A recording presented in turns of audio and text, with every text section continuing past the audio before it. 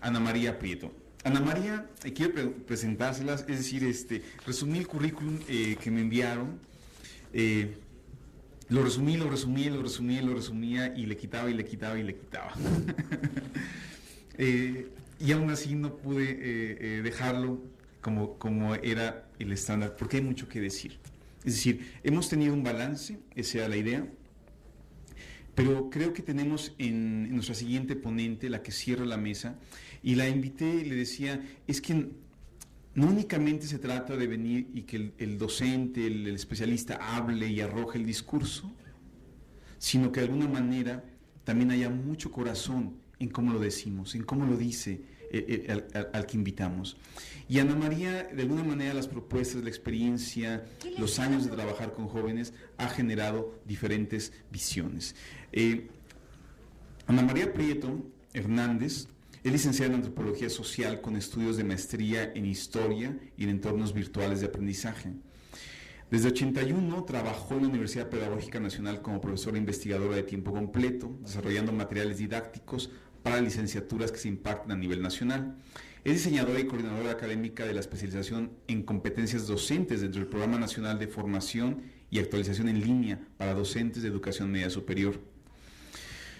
Es coordinadora del diseño didáctico para la modalidad en línea de la especialización en competencias docentes para telesecundaria, asesora para la elaboración de la licenciatura en Educación e Innovación Pedagógica, modalidad en línea. Ha ganado diversos concursos, mencionemos solamente algunos. Ganadora de los concursos nacionales para la renovación de libros de texto gratuitos en las asignaturas de Historia y Geografía y del concurso de Educación Básica y Tecnologías de Información, convocado por el Instituto de Fomento e Investigación Educativa AC. El corazón propio y el ajeno, sobre todo. Todavía no, aún no. Es que Ana María también, como ha desarrollado esto, materiales didácticos, dice, metámosle sonido, es decir, a la presentación, entonces todavía no se nos adelante. Ha participado como profesor e investigador invitado en la Universidad de Buenos Aires y en la Escuela Nacional de Antropología e Historia. Colaboró con el Instituto Latinoamericano de la Comunicación Educativa, ILCE, en el desarrollo de proyectos con el uso de tecnología. Ha trabajado como consultora y académica de la UNICEF, dentro del programa Derechos de la Niñez, Educación y Tecnología. Formó parte del Consejo Técnico de la Prueba para medir competencias en el uso de las tecnologías de información y comunicación. Ha trabajado en el Ceneval, en el ILCE, y ha escrito diversos artículos. Entre ellos es autora del libro acerca de la pendenciera e indisciplinada vida de los léperos capitalinos, editado por Conaculta en 2001. Hay un artículo que colabora entre el libro conmemorativo 25 años de informática educativa en México, miradas de líderes y pioneros. Conste que hice la reducción, pero no pude cortar todo esto.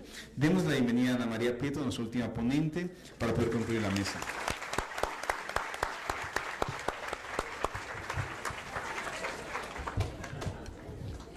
Bueno, gracias por la invitación. Vamos a dar inicio primero con una reflexión a partir de una presentación con audio.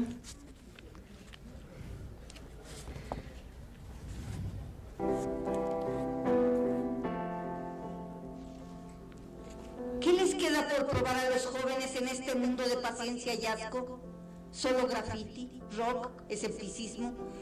También les queda no decir amén, no dejar que les maten el amor, recuperar el habla y la utopía, ser jóvenes sin prisa y con memoria, situarse en una historia que es la suya, no convertirse en viejos prematuros. ¿Qué les queda por probar a los jóvenes en este mundo de rutina y ruina? Cocaína, cerveza, barras bravas. Les queda respirar, abrir los ojos, descubrir las raíces del horror, inventar pasas y sea ponchazos, entenderse con la naturaleza y con la lluvia y los relámpagos, y con el sentimiento y con la muerte, esa loca de atar y desatar. ¿Qué les queda por probar a los jóvenes en este mundo de consumo y humo? Vértigo, asaltos, discotecas. También les queda discutir con Dios, tanto si existe como si no existe. tener manos que ayudan, abrir puertas entre el corazón propio y el ajeno. Sobre todo les queda hacer futuro, a pesar de los ruines del pasado y los sabios granujas del presente.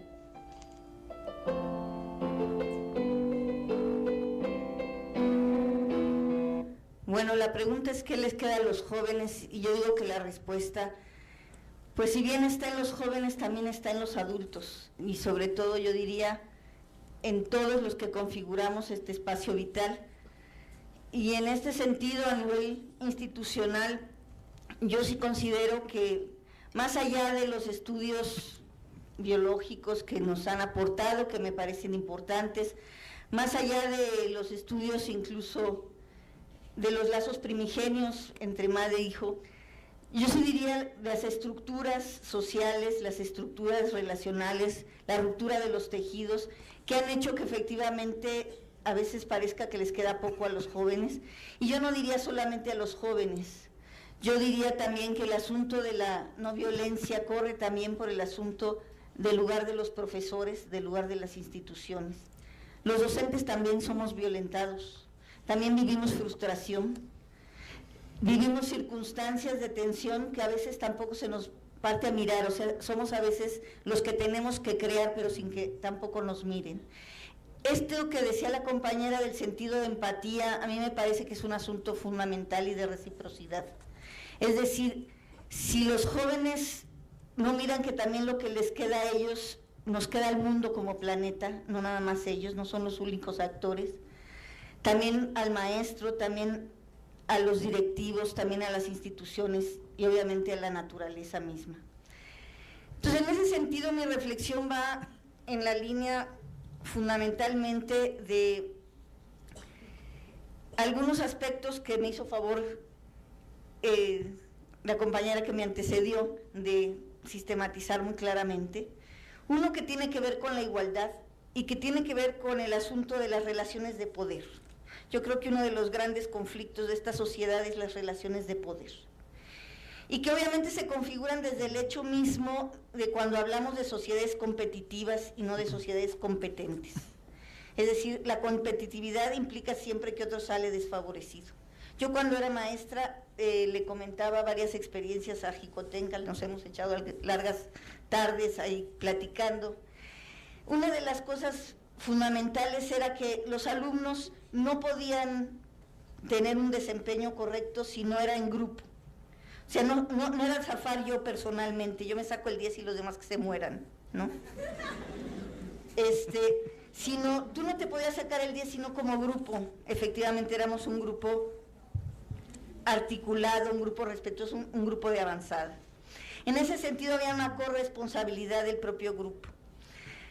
En efecto, también esto tiene que ver con las situaciones en que el maestro no puede hacer comunidad, y yo lo digo porque para mí fue una ruptura, ya como investigadora, lo que yo viví, soy maestra de primaria antes que todo el currículum que dijo Jicotenca, lo que realmente soy es profesora de educación básica.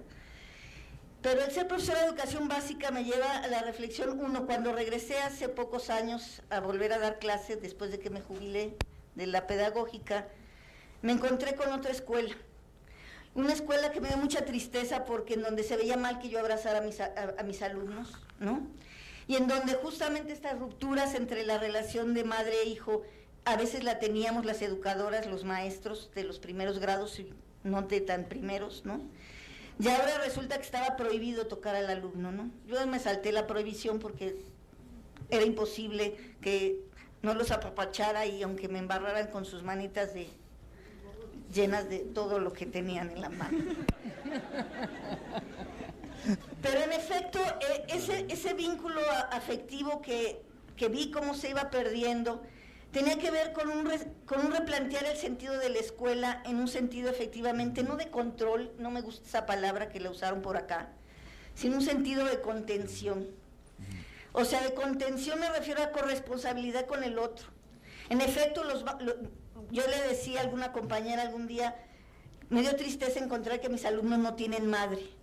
Pero no tienen madre no por el mal sentido, sino porque el mercado laboral, este progreso que nos ha vendido este capitalismo feroz, nos lleva a que la madre pues esté involucrada en el mercado de trabajo.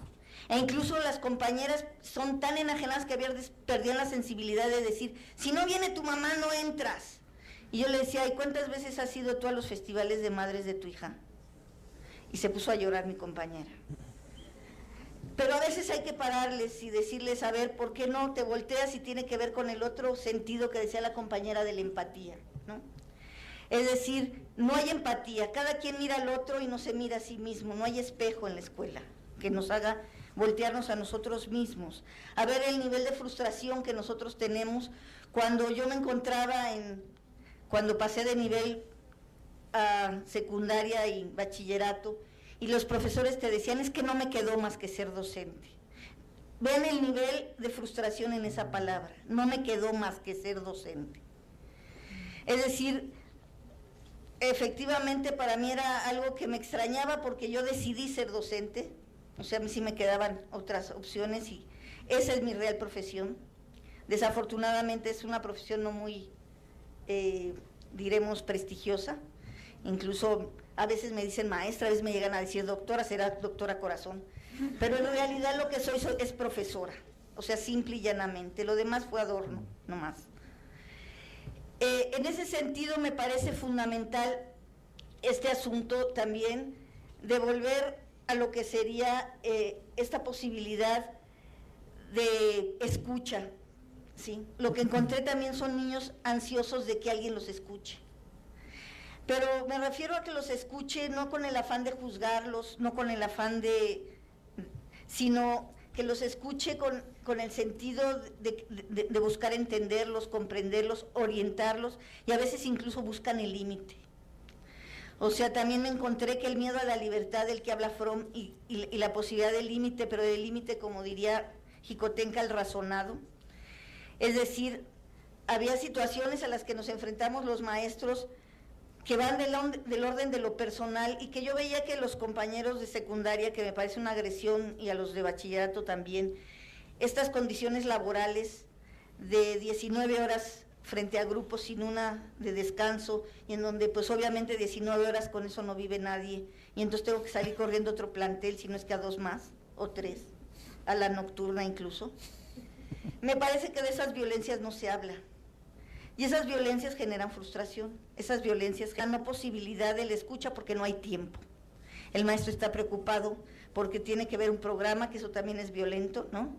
O sea, esos programas enciclopédicos que verdaderamente son ladrillazos al cerebro de cualquier ser pensante, son violentos también para el alumno, pero también para el profesor, que entonces enajenadamente se preocupa por, tengo que ver el tema, y entonces eso no es motivo de la clase, y priorizan, aunque por fortuna la realidad es más terca que la fantasía, a veces no queda otra más que atender el problema en gente del que tiene un alumno que a lo mejor en esa mañana tiene tal nivel de depresión que lo vemos con ansiedad y con sentido de destrucción, o que tuvo una violación, como me tocó el caso de alumnas, ¿no? Por incluso miembros de la propia familia, o como me tocó que te dicen, ¿qué hago, maestra? Denuncio a mi papá porque me exigen vender grapitas por las tardes.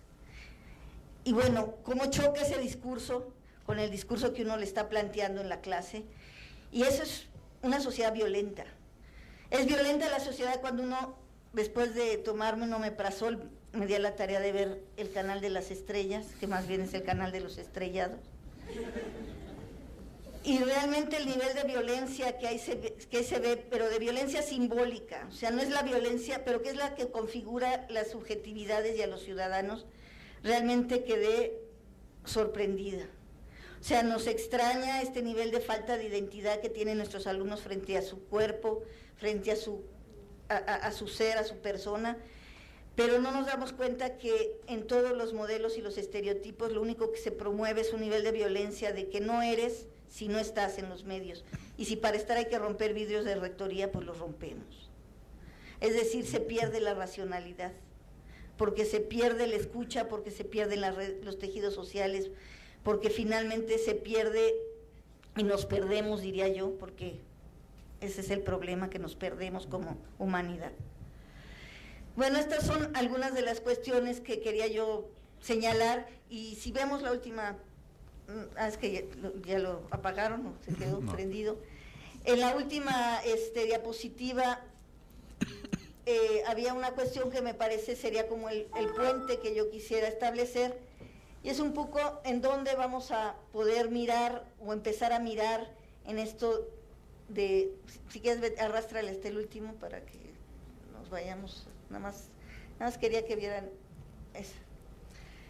Entonces, obviamente por eso puse la de paz para todos, ¿no? O sea, no es un problema de jóvenes, no es un problema de niños, es un problema de todos. E insisto, no es porque yo sea maestra, pero el maestro no nos miran a veces y vivimos con violencia. O sea, es violento tener que dejar a nuestros hijos las 24 horas para atender a otros niños, eso es muy violento.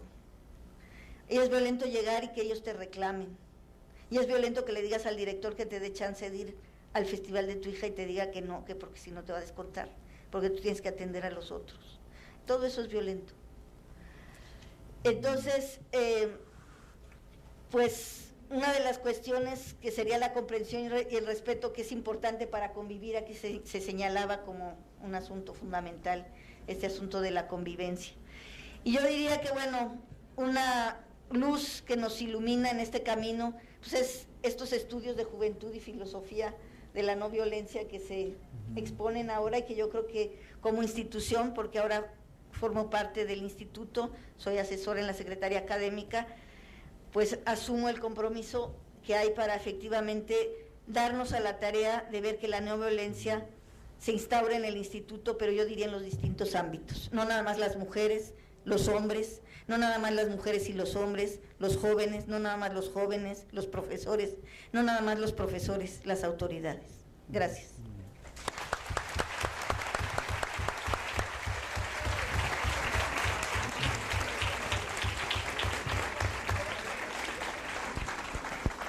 Gracias, Ana María. La entrada del poema de Benedetti creo que nos deja sacudidos. Gracias por tu honestidad y compartirlo. La otra parte, ¿no?, que era el docente. Es decir, balance de mesa, es decir,